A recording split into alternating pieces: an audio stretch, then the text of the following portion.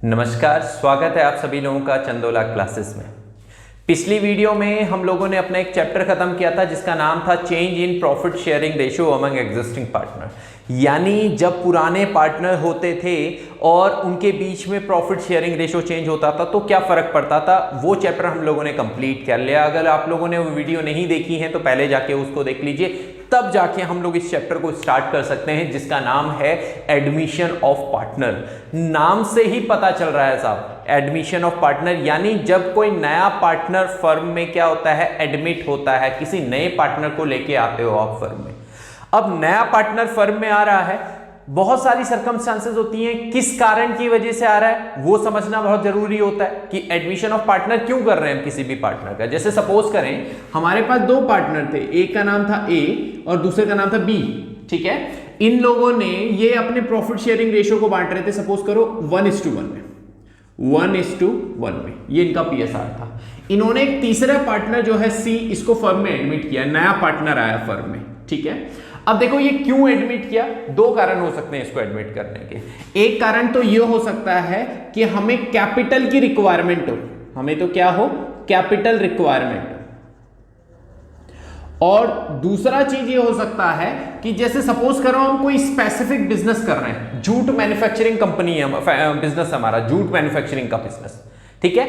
और ये जो नया पार्टनर था सी, इसको बड़ा अच्छे से पता है, इसके पास एक अच्छा नॉलेज है कि कितने एफिशिएंटली जूट मैन्युफैक्चर हो सकता है, यानी उस चीज को उसका अच्छा नॉलेज है। तो हम लोगों को क्या चाहिए, मैन पावर चाहिए। हम लोगों को क्या चाहिए, एक मैन पावर चाहिए, कैपिटल नहीं चाहिए, मैन पावर चाहिए। तो दूसरी चीज हम लोग किस चीज के लिए एडमिट करते हैं, मैन पावर के लिए एडमिट करते हैं कि चलो ये नया पार्टनर आ जाएगा, क्योंकि ए और बी तो अपने काम में बिजी रहते हैं, ये अपने बिजनेस में, इस बिजनेस में ज्यादा टाइम दे नहीं पाते हैं। तो हमें एक ऐसा पार्टनर चाहिए जो बिजनेस में टाइम दे सके, जिसको अच्छा नॉलेज हो और वो जानता हो किस तरीके से मैन्युफैक्चरिंग होनी, कॉस्ट कटिंग कैसे होनी, वो सारी चीजें। तो ऐसे आपको मैन पावर की रिक्वायरमेंट होती है, जिसको आप बोल सकते हो स्किल्स की रिक्वायरमेंट होती है, स्किल्स की रिक्वायरमेंट होती है। ऐसे स्किल्स चाहिए जिससे आप अच्छे तरीके से अपने बिजनेस को और ग्रोथ दे सको। तो ये आपके पास दो मेजर कारण होते हैं, है ना। तो इसके लिए आप क्या करते हो, सी मतलब किसी भी नए पार्टनर को आप एडमिट कर रहे हो। अब नया पार्टनर आया, बहुत ध्यान से समझिएगा, नया पार्टनर खाली हाथ नहीं आएगा। नया पार्टनर दो चीजें लेके आता है अपने साथ। एक नया पार्टनर लेके आता है कैपिटल,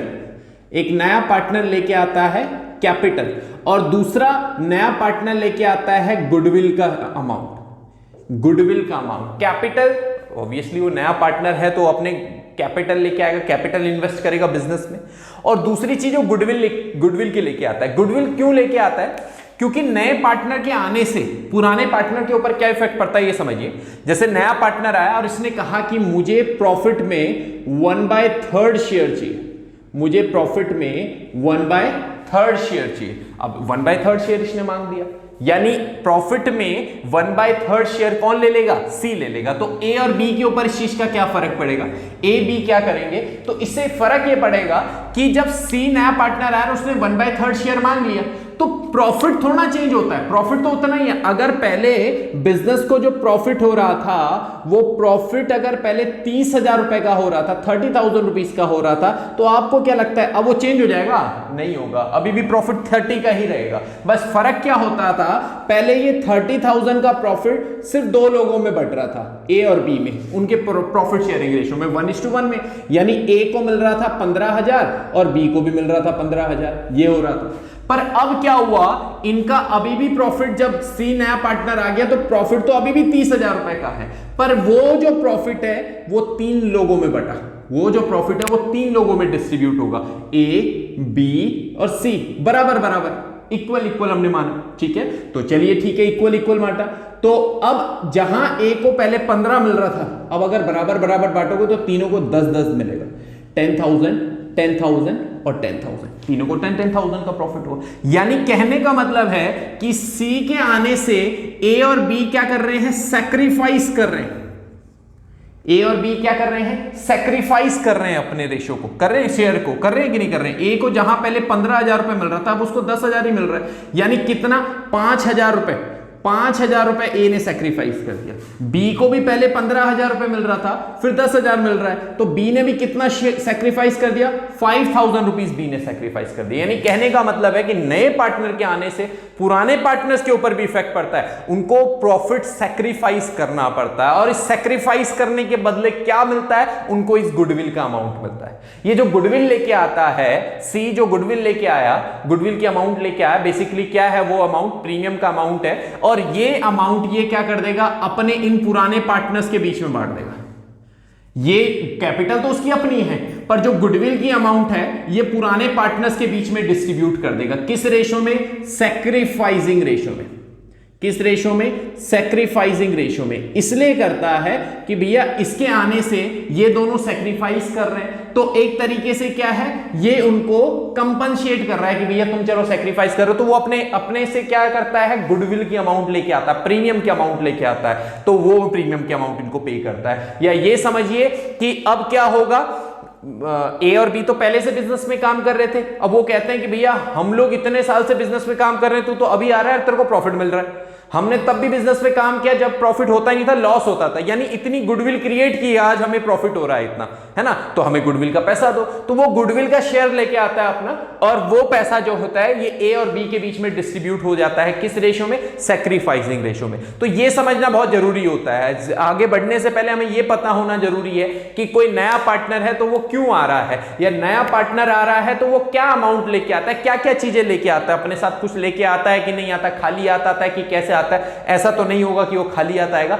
वो कैपिटल और गुडविल की अमाउंट लेके आता है। ठीक है, ये ध्यान रखिएगा, गुडविल की अमाउंट लेके आना तो जरूरी है ही, है ना। आगे हम इस चीज का ट्रीटमेंट भी देखेंगे कि क्या क्या होता है जब वो गुडविल की अमाउंट नहीं लेके आ पाता या थोड़ा बहुत लेके आ पाता है, तो उस चीज का क्या ट्रीटमेंट होता है वो हम लोग फर्दर वीडियोस में देखेंगे। तो अभी हम लोगों ने ये समझा कि कोई नया पार्टनर आ रहा है तो उसके आने से क्या इंपैक्ट पड़ रहा है, किस चीज के ऊपर, पुराने पार्टनर्स के शेयर्स के ऊपर क्या फर्क पड़ रहा है, क्या इफेक्ट कर रहे हैं उसको, या दूसरी चीज वो अपने साथ क्या क्या चीजें लेके आ रहा है। तो ये तो था एडमिशन ऑफ पार्टनर का इंट्रोडक्शन। अब समझना है कि एडमिशन ऑफ पार्टनर में हम लोगों ने सबसे इंपॉर्टेंट चीज जो होती है वो होती है कैलकुलेशन ऑफ न्यू रेशो। सबसे बड़ी चीज होती है इसमें calculation of new ratio.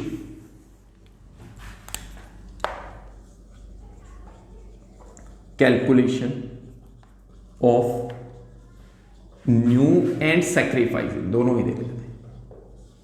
Sacrificing ratio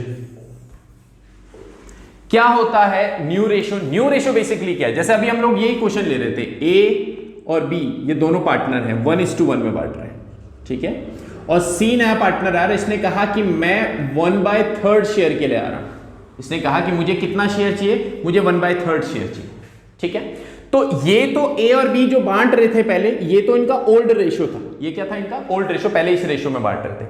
अब सी के आने से क्या फर्क पड़ा और इनका न्यू रेशो क्या होगा, चलिए ये समझो न्यू रेशो होता क्या है। न्यू रेशो ये है कि ए को फाइनली सब कुछ देने के बाद, मिलने के बाद कितना शेयर बच रहा है, ठीक है, उसका जो रेशो होता है दैट इज न्यू रेशो, है ना। इन तीनों पार्टनर का जो अब फाइनली जो शेयर इनके पास बच रहा है उस शेयर के रेशो को हम लोग क्या कहते हैं, न्यू रेशो। तो अब आपके पास क्या समझना है कि न्यू रेशो क्या है, न्यू रेशो कैसे निकलेगा।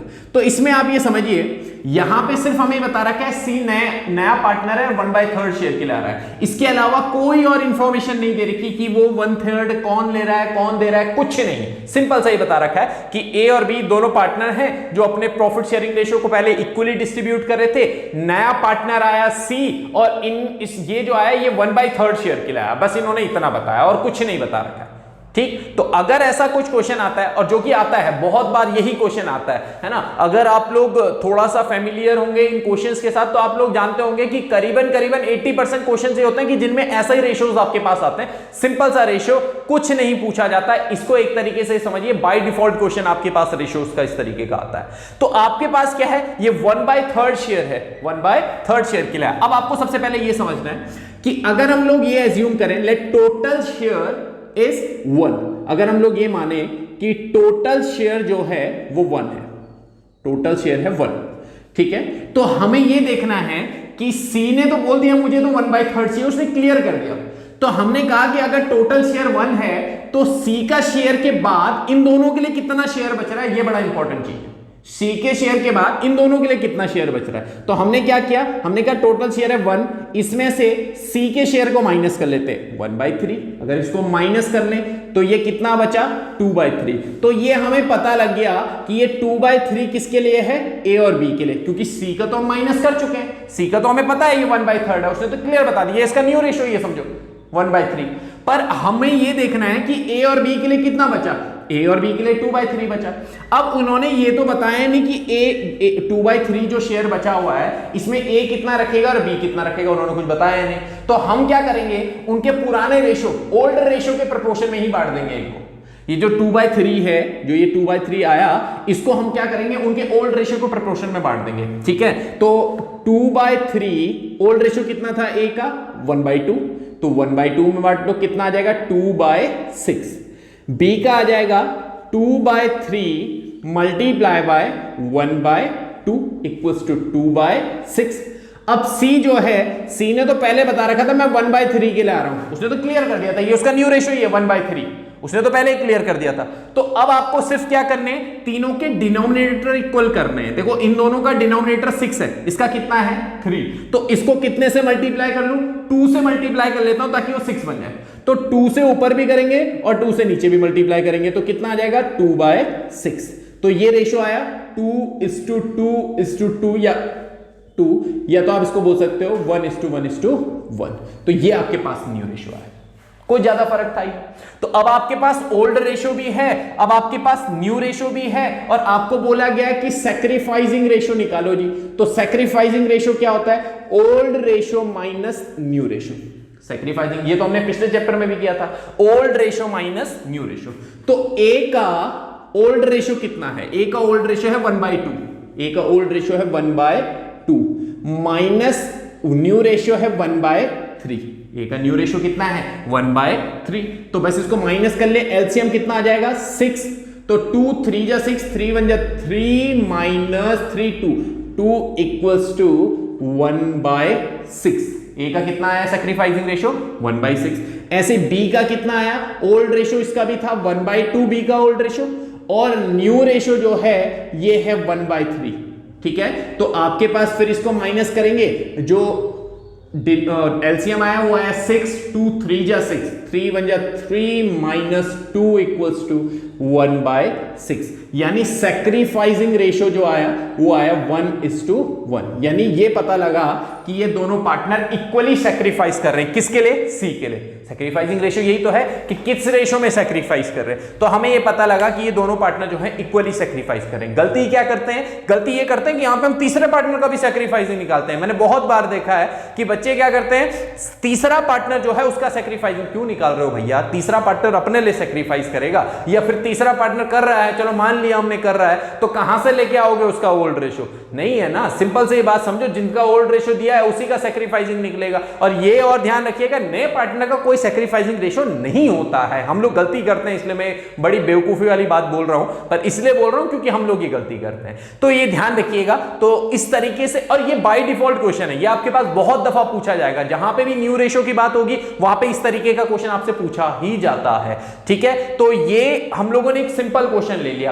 अब क्या होता है, इसके बाद थोड़ा सा चेंजेस आते हैं क्वेश्चन में। क्वेश्चन में चेंजेस कैसे आते हैं, चेंजेस ये आते हैं कि अभी तो सिंपल ये बता रखा है 1/3, कोई इंफॉर्मेशन और नहीं दे रखी, पर इसके अलावा बाद में हमारे पास क्या होती है, कुछ इंफॉर्मेशन दी हुई होती है कि ये 1/3 को ए कितना दे रहा है, बी कितना दे रहा है, इस रेशो में ऐसा कुछ हमारे पास क्या होता है, कुछ इंफॉर्मेशन, कुछ एडिशनल इंफॉर्मेशन रेशोस के लिए और दी हुई होती है। और हम लोग ना बहुत कंफ्यूज होते हैं, और हम लोगों को लगता है, मैंने जितना अभी तक का मेरा एक्सपीरियंस है, मैंने जितनी बार भी बच्चों को पढ़ाया, बच्चे बड़े ये कंफ्यूज ये रहते हैं कि वो जब बुक में देखते हैं तो वो कंफ्यूज होते हैं कि बहुत सारे मेथड्स हैं न्यू रेशो को। कुछ नहीं है, लिमिटेड मेथड्स हैं, सिर्फ लैंग्वेज है जो हमें परेशान करती है, और हम लोग उस चीज पे फंसते रहते हैं। अदरवाइज कोई दूसरा तीसरा चौथा मेथड नहीं है, सिंपल सा मेथड है। एक तो हमने ये बाय डिफॉल्ट ले लिया क्वेश्चन जो सिंपल है, कुछ नहीं दे रखा है ना, या तो इसमें सिर्फ इतनी इंफॉर्मेशन दे रखी होगी, या तो आपको बोला गया हो कि जो दैट द ओल्ड पार्टनर, जो पुराने पार्टनर्स हैं आपके, वो अपने न्यू रेशो को भी अपने ओल्ड प्रोपोर्शन में रख रहे हैं। ठीक है, यानी अपना जो भी उनका न्यू रेशो होगा उसमें भी उनका रेशो 1:1 ही आएगा। तो वो ही हो रहा है, न्यू रेशो में भी उनका रेशो क्या आ रहा है, 1:1 ही आ रहा है। तो इस तरीके की चीजें आपके पास ये दी हुई होती है। तो ये तो सिंपल सा क्वेश्चन है। आई होप कि ये चीज तो आपके समझ में आ गई होगी। अब दूसरे तरीके के क्वेश्चन लेंगे, वो हम लोग अपनी नेक्स्ट वीडियो में देखेंगे कि किस तरीके से न्यू रेशियो को और डिफरेंट मेथड से हम लोग कैलकुलेट कर सकते हैं। होपफुली आप लोगों को एडमिशन ऑफ पार्टनर का इंट्रोडक्शन समझ में आया होगा कि क्या होता है एडमिशन ऑफ पार्टनर और क्यों पार्टनर को एडमिट करते हैं। जब कोई नया पार्टनर आ रहा है तो वो क्या चीजें लेके आता है। और दूसरी चीज आपको यह पता लग गया होगा कि न्यू रेशियो कैसे में कैलकुलेट करते हैं जब आपके पास कोई और इंफॉर्मेशन नहीं दे रही, कि सिर्फ ये बता रखा है कि नया पार्टनर आ रहा है और इतना रेशियो के लिए आ रहा है, बस इसके अलावा कोई और इंफॉर्मेशन नहीं दे रही कि तो आप किस तरीके से कैलकुलेट करते हैं। तो अब हम नेक्स्ट वीडियो में हम लोग देखेंगे कि और कैसे कैसे क्वेश्चंस आपके पास आ सकते हैं न्यू रेशियो को कैलकुलेट करने के लिए। होपफुली ये सारी चीजें आपको क्लियर हुई होगी। तो अपनी नेक्स्ट वीडियो में मिलते हैं। अब चैनल को सब्सक्राइब कीजिएगा और वीडियो को लाइक और अपने दोस्तों के साथ शेयर कीजिए ताकि सब लोग सीख सके। तो मिलते हैं अपनी नेक्स्ट वीडियो में। Till then good bye.